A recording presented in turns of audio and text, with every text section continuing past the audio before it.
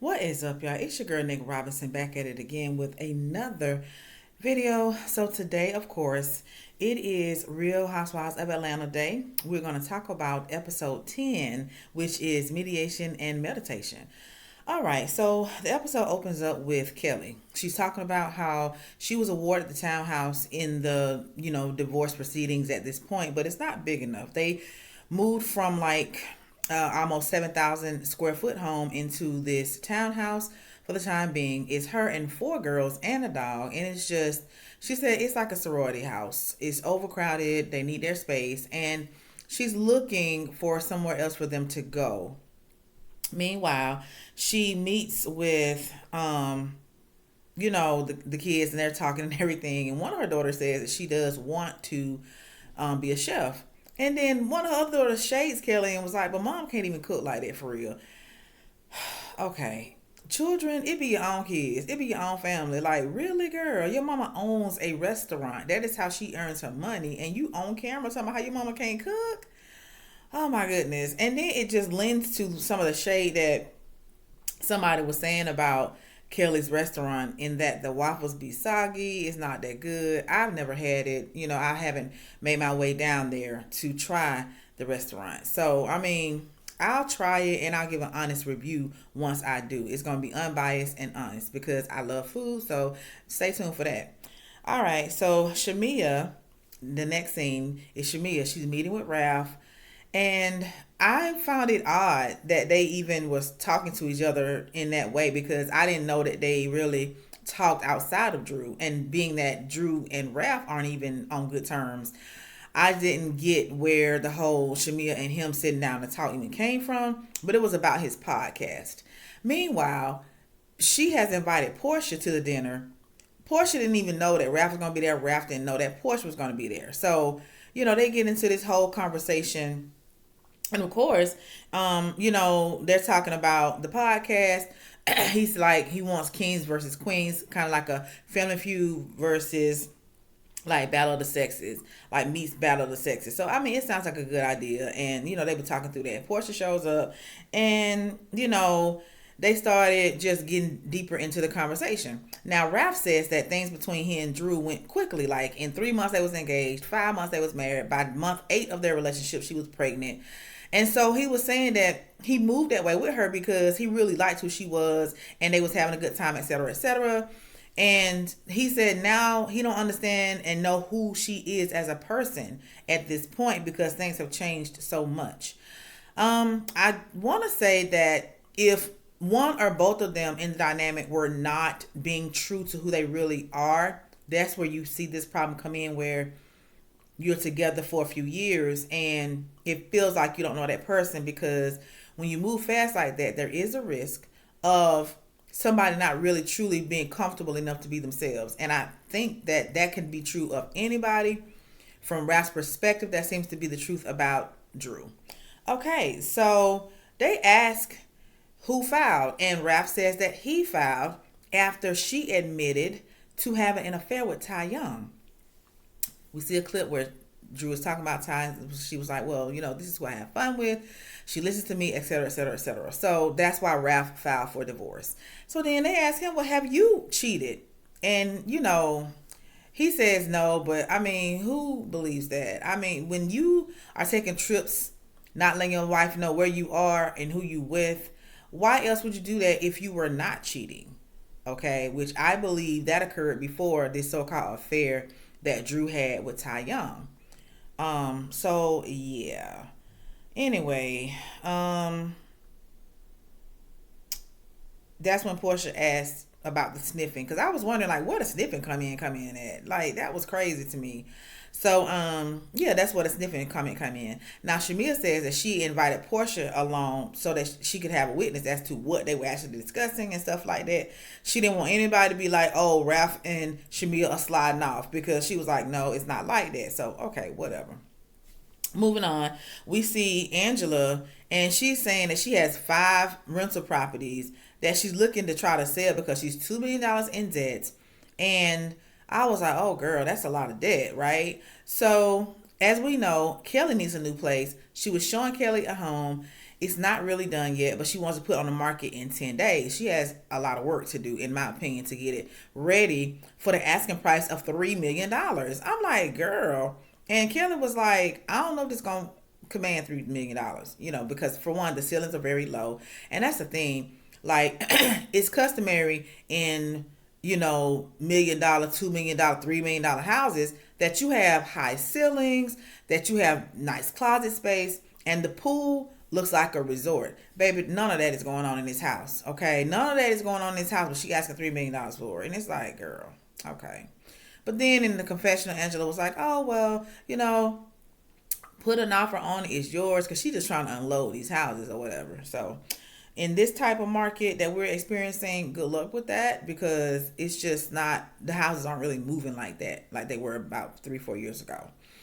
Okay, so they get into talking about her marriage. She was saying that she's, been with Charles for 10 years, married for 8, and she cleared up the whole speculation about this whole baby thing. She was saying when she was talking to Wendy Williams, when Wendy Williams was going through her issue with her ex-husband, Kelvin, with the baby situation, she told Wendy that she went through the same thing, not clarifying that she was talking about her oldest daughter's father that she went through it with. Okay, so when she said she went through it, people just would automatically assume that she's talking about Charles, which, because who knew who her first child father was? Like, did nobody even know her, let alone who he was? So people just automatically assume that you're talking about the current relationship that you're in.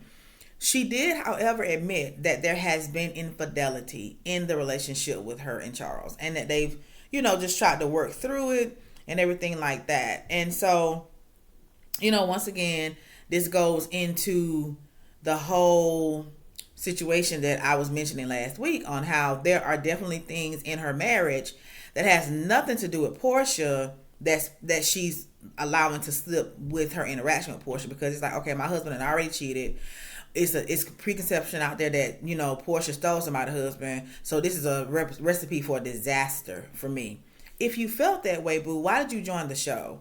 I mean, honestly, I mean, if you that, worried about the potential for that to happen, as we can see that she is, why join the show? But at the same time, you being on the show, not being on the show, is not going to keep your man from cheating. I mean, because if a man wants to cheat, he's going to cheat. We all know that. It's mostly about what his choices are and what his decisions are. It has nothing to do with his wife or the other woman. It's about what he decides to do. Okay. So that's something that she's working through, obviously, in her marriage.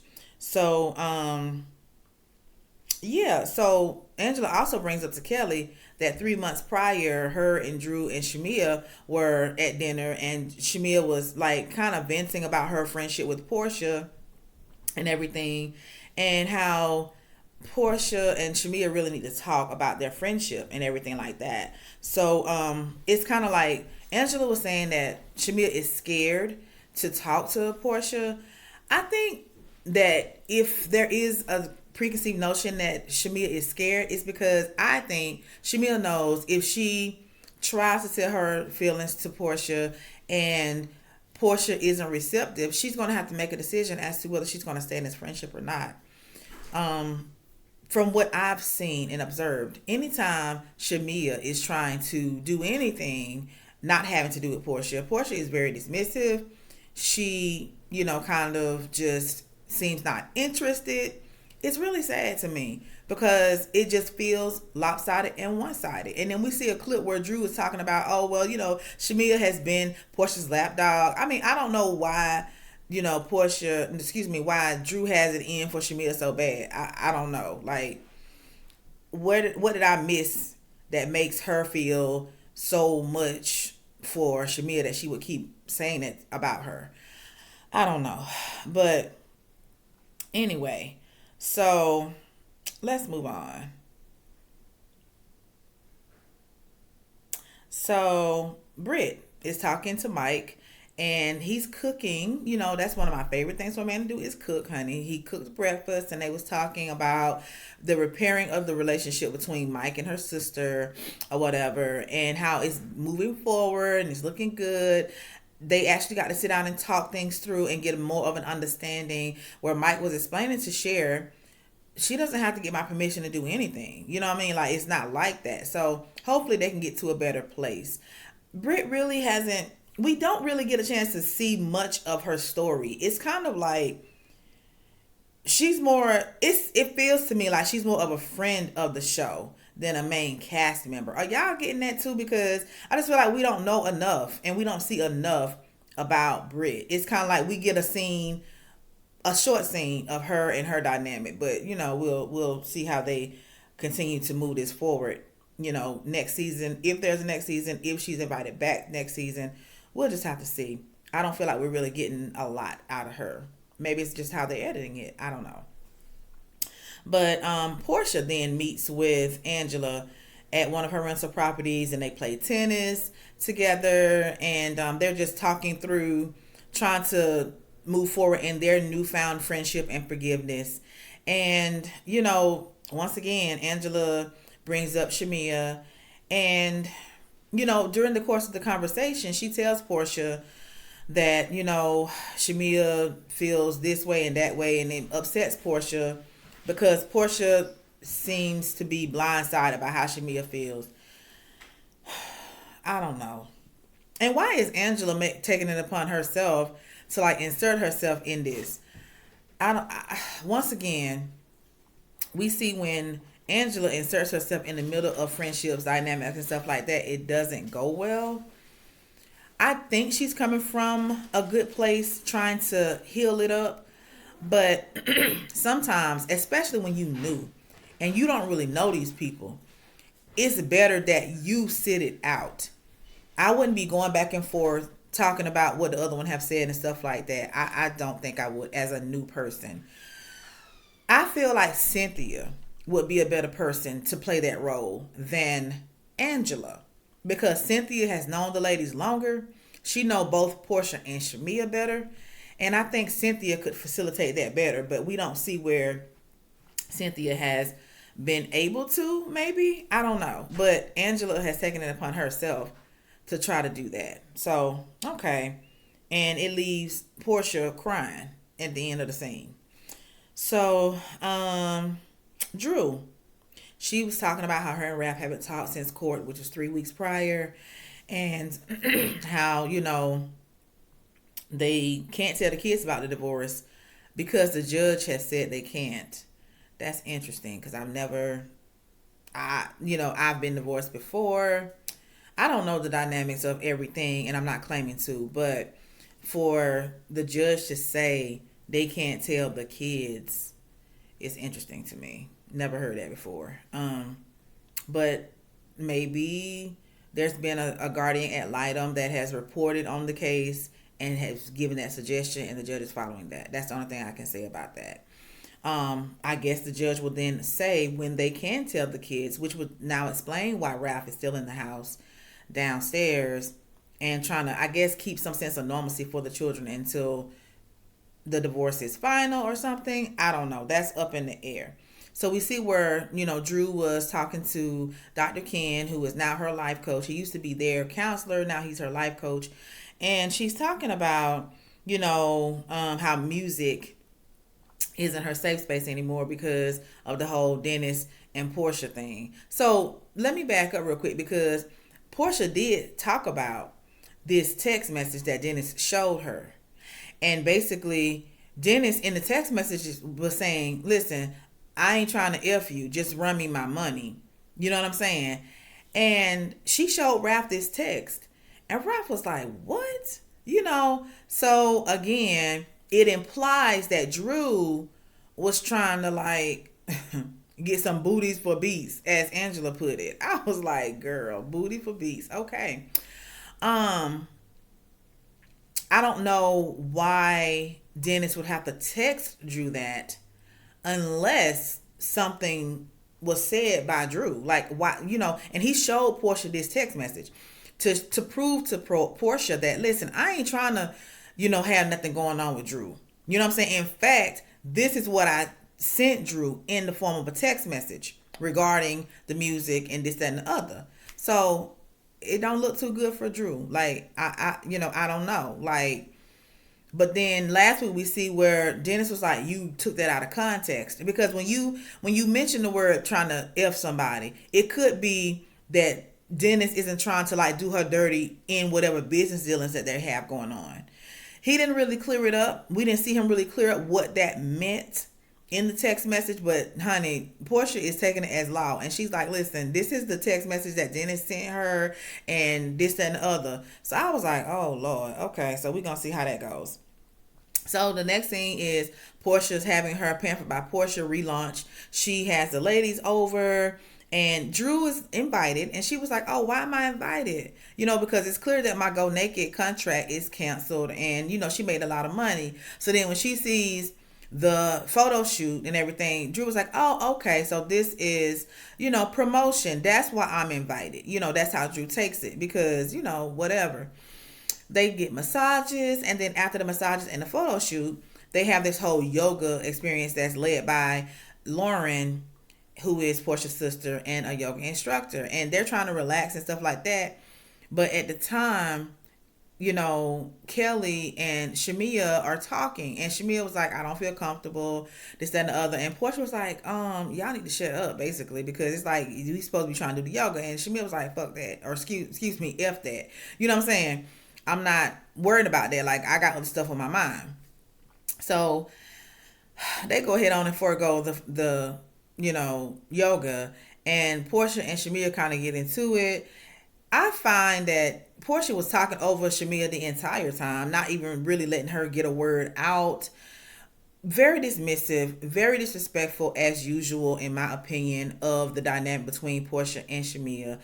And I can tell Shamea is really trying not to like go off like she could go off on Porsha, because that's her friend. But this what lends to the conversations that people have about the two of them. Like, Porsha just doesn't seem to have the decent amount of respect for Shamea. And Shamea does have respect for Porsha, and it kind of goes in a way that we don't like to see it go. That she's being run over by Porsha. You know what I mean? It was something said about Porsha not wanting Shamea to be, like on the cast of the Real Housewives of Atlanta. But Porsha said that she constructed her dream cast, and Shamea was definitely on it. But people can say things all the time. It's about how they react and how they respond and how they behave. And that's the thing. It's very manipulative to say one thing but then act completely opposite of what it is that you're saying. And I think that's what's going on with Porsha and Shamea right now. Like, you can say all day long, oh, I want my friend on here. Oh, I'm happy she's a housewife. Oh, this, that, and the other. But then whenever she's trying to promote her music, you talking all over it, talking about it ain't her. Whenever she try to express her feelings, you talking all over her, not letting her get a word out without you talking at the same time. It's just, it doesn't give what it's supposed to be giving behavior-wise. And that is the challenge. And I think that Shamea gets so choked up and upset that she can't really express herself well. And then she tries not to go to a place where their friendship can't come back from. That's what I see in it. But y'all let me know what y'all think. Like, this episode is leading up to the conversation that Shamea tries to have with Porsha one-on-one. And Porsha doesn't seem interested in the clip that we see. We see Porsha getting up leaving. So it doesn't look good that you're saying, yeah, I'm supporting my friend. I'm rooting for my friend. I want her here. But then every time she tries to come to you, y'all get no resolution because you are dismissing her. It's just really sad. And I think that just because you've known somebody a long time doesn't mean the relationship doesn't need to just end, in the sense that y'all can still be cool, but that's not your best friend. You see what I'm saying? Because it's just not giving, okay? It's not giving what it should give. So that's all I got for this episode. Y'all let me know what y'all think. We still have more time before Phaedra makes her appearance. We still have storylines to see through. And, we're here for it. We are trying to see if Bravo will pick them up for season 17. They did make announcements on who was going to get renewals as far as new seasons and who was going to be new as far as new shows. we didn't see them mention Real Housewives of Atlanta. I think they're trying to see how the rest of the season goes and how the reunion goes before they make a decision. Y'all like, comment, subscribe, share all the good things. I appreciate every last one of you, and I will talk to you later. Bye.